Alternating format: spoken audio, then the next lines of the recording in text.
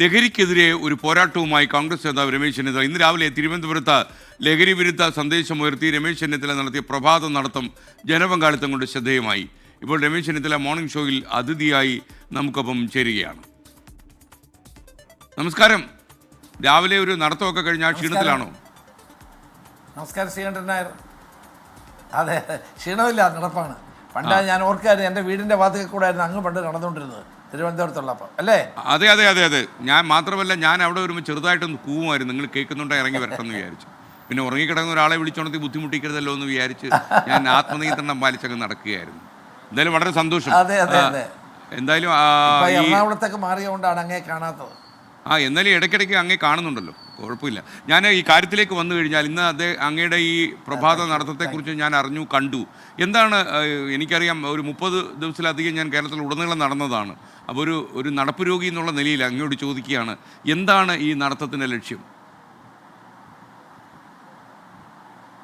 ഈ നടത്തത്തിൻ്റെ ലക്ഷ്യം ഈ മയക്കുമരുന്നിനെതിരായിട്ടുള്ള ശക്തമായ ഒരു ജനവികാരം വളർത്തിയെടുക്കുക എന്നുള്ളതാണ്. നടപടികൾ സ്വീകരിക്കേണ്ടത് ഗവൺമെൻറ്റാണ്. ഗവൺമെൻറ് ശക്തമായ നടപടികൾ സ്വീകരിക്കണം. അതോടൊപ്പം തന്നെ നമുക്ക് ചെയ്യാൻ കഴിയുന്നത് സമൂഹത്തിലെ എല്ലാ തലങ്ങളിലുമുള്ള ആളുകളെ ഈ ഡ്രഗിനെതിരായിട്ടുള്ള ഒരു വലിയ മുന്നേറ്റത്തിലൂടെ അവബോധം സൃഷ്ടിക്കുക എന്നുള്ളതാണ്. എനിക്ക് വളരെ സന്തോഷമുണ്ട്. ആദ്യത്തെ പരിപാടി കോഴിക്കോട് കോഴിക്കോട് കടപ്പുറത്തായിരുന്നു. അവിടെ വലിയ തോതിലുള്ള ജനക്കൂട്ടവും സമൂഹത്തിൻ്റെ എല്ലാ തലങ്ങളിലുമുള്ള നേതാക്കളും അതിൽ പങ്കെടുക്കുകയുണ്ടായി. രാഷ്ട്രീയത്തിന് അതീതമായി തിരുവനന്തപുരത്തും ആളുകൾ പങ്കെടുക്കുകയുണ്ടായി. ഈ പങ്കാളിത്തം തന്നെ തെളിയിക്കുന്നത് നമ്മുടെ നാട്ടിൽ ഡ്രഗിനെതിരായിട്ടുള്ള വികാരം വളരെ ശക്തമാണ്. മയക്കുമരുന്ന് ഉപയോഗത്തിൽ നിന്ന് ചെറുപ്പക്കാരെ പിന്തിരിപ്പിക്കുക, ആ സന്ദേശം നൽകുക, അവരെ ഇതിൽ പങ്കാളികളാക്കുക, വാക്കത്തോണിൽ അവരെ അണിനിരത്തുക എന്നുള്ളതാണ് ലക്ഷ്യം. ആ ലക്ഷ്യത്തിലേക്ക് എത്താൻ വേണ്ടിയാണ് എല്ലാ ജില്ലകളിലും ഈ പരിപാടിയുമായി മുന്നോട്ട് പോകാൻ തീരുമാനിച്ചിട്ടുള്ളത്. ഇതിനകത്ത് ഒരു രാഷ്ട്രീയവുമില്ല, എല്ലാവരെയും കൂട്ടിപ്പിടിച്ചാണ് മുന്നോട്ട് പോകുന്നത്. ശ്രീ രമേശ് ചെന്നിത്തല, ഇപ്പോൾ എം.വി. ജയരാജൻ പറയുകയായിരുന്നു, അതായത് ഈ പി.വി. അൻവർ നിങ്ങളോടൊപ്പം വന്നു കഴിഞ്ഞാൽ, UDFിൻ്റെ ഭാഗമായാൽ ഈ ആര്യാടൻ ഷൗക്കത്തും അദ്ദേഹം കൂടി എങ്ങനെയാണ് വോട്ട് പിടിക്കാൻ ഇറങ്ങുക എന്നുള്ളതാണ് ജയരാജൻ്റെ സംശയം. ജയരാജൻ സംശയിക്കുന്നുമുണ്ട്. പൊളിറ്റിക്സ് ഈസ് ദ രാഷ്ട്രീയത്തിൽ നമുക്ക് കാണാൻ വൈവിധ്യങ്ങളുടെ യോജിപ്പാണ് പലപ്പോഴും രാഷ്ട്രീയം എന്ന് പറയുന്നത്. അത് രാഷ്ട്രീയം ഒരു കലയാണ്, അത് ജനങ്ങൾക്ക് വേണ്ടിയാണ്. അതിൽ എല്ലാവരെയും ഒരുമിച്ച് കൊണ്ടുപോകുക എന്നുള്ളത് തന്നെയാണ് പ്രത്യേകിച്ച് കേരളത്തിൽ 10-40 വർഷമായിട്ടുള്ളത്. മുന്നണി രാഷ്ട്രീയത്തിൽ വ്യത്യസ്തതയുള്ള ആളുകളെ ഒരുമിപ്പിച്ച് നിർത്തുന്നില്ലേ? അതൊക്കെ രാഷ്ട്രീയത്തിൻ്റെ പ്രത്യേകതകളാണ്. അത് കേരളത്തിൽ നമ്മൾ 10-40 വർഷമായി കണ്ടുകൊണ്ടിരിക്കുന്ന ഒന്നാണ്.